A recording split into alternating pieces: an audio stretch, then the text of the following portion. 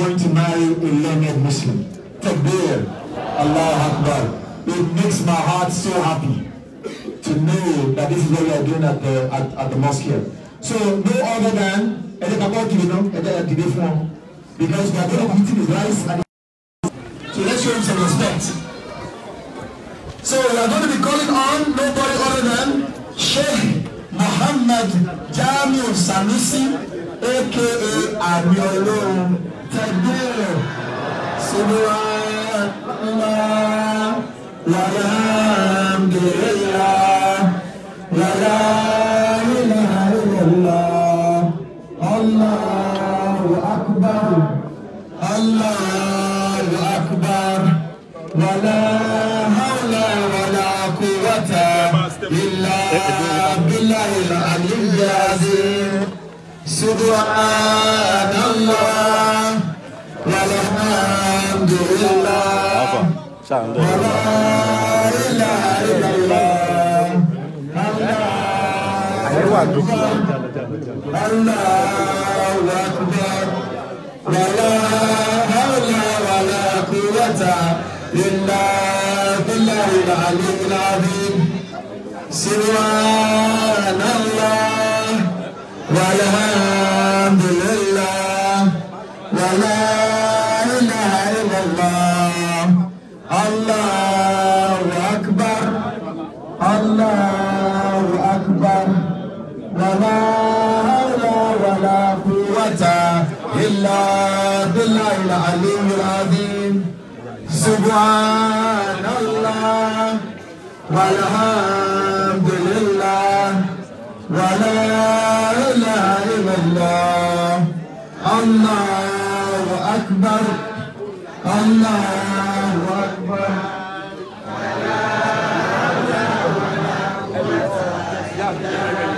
Billahil aliyyil azim. Subhanallah. Walhamdulillah. Wala ilaha illallah. Allahu Akbar. Ọkọ ọmọ ní ọlẹ́gbẹ̀ẹ́ bàbá ìyàwó. Bàbá ìyàwó.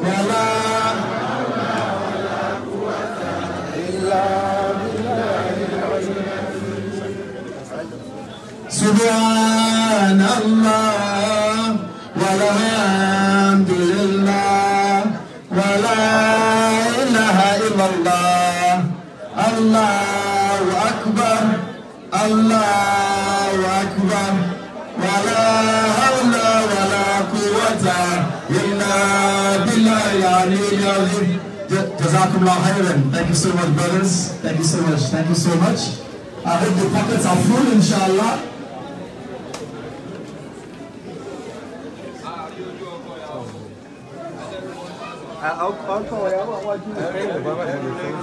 Jazakumullah khairan. I don't know if you know the Sheikh is also a celebrity. Everybody knows him. Alhamdulillah. Alright, we are now going to call the most important person of the day. The most important person of the day, inshallah. And we are going to start up again. We have to work out a little bit. Gotta get a workout in. Let's get up again, brothers and sisters, mothers. Please, let's get up one more time. We are calling the most important person. And please let us come up after one.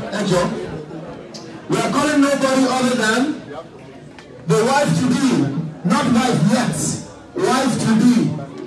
Please welcome Sister Bilkis Alolade Wahab. Takbir. Subhanallah. Wala ilaha illallah. Allahu Akbar. Allahu Akbar. Wala quwwata illa billahil aliyyil azim. Subhanallah. Walhamdulillah. Wala ilaha illallah. Allahu Akbar. Allahu Akbar. Wala hawla wala quwwata illa billahil aliyyil azim. Subhan Subhanallah, walhamdulillah, wa la ilaha illallah, Allahu akbar, Allahu akbar, wa la hawla wa la quwwata illa billahil aliyyil azim. Subhanallah, walhamdulillah, wa la ilaha illallah, Allahu akbar, wa la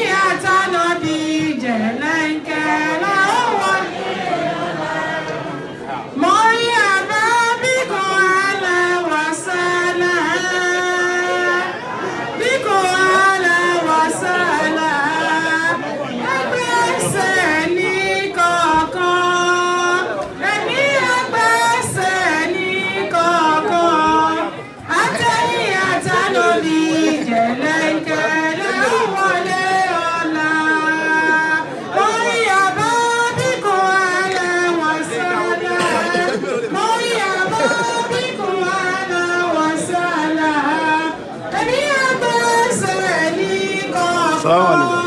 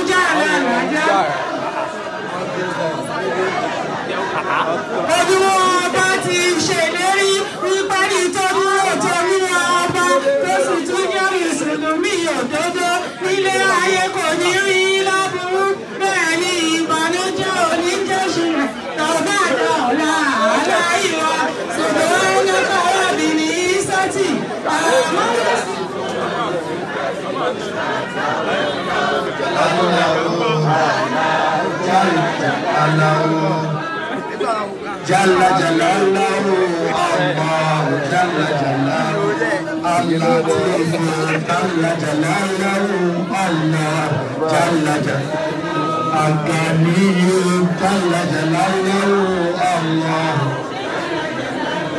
Alhamdulillah, she is here. It is not easy. You cannot rush beauty. You cannot rush perfection. It is not easy. Alhamdulillah. Alhamdulillah. Alhamdulillah. You know what to do. You know what to do. Play here. Play here today. Okay, Jeko.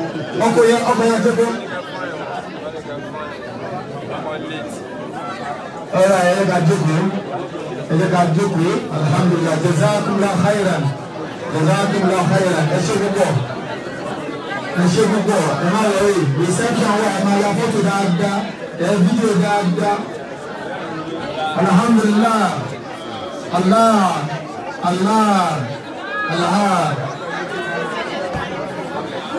Ọmọ dáadáa ká dúró dáadáa. Alhamdulillah.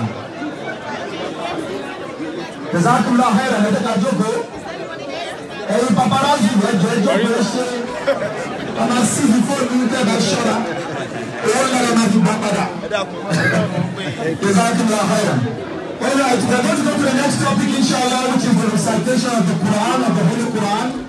For those of us that are non-Muslims, that don't know, we always want to start with the words of Almighty Allah. Because He has told us in the Quran, there is healing, there is health, there is wisdom. And inshallah, that which we recite today will be of benefit for all of us. Say Ameen. Say Ameen and keep quiet.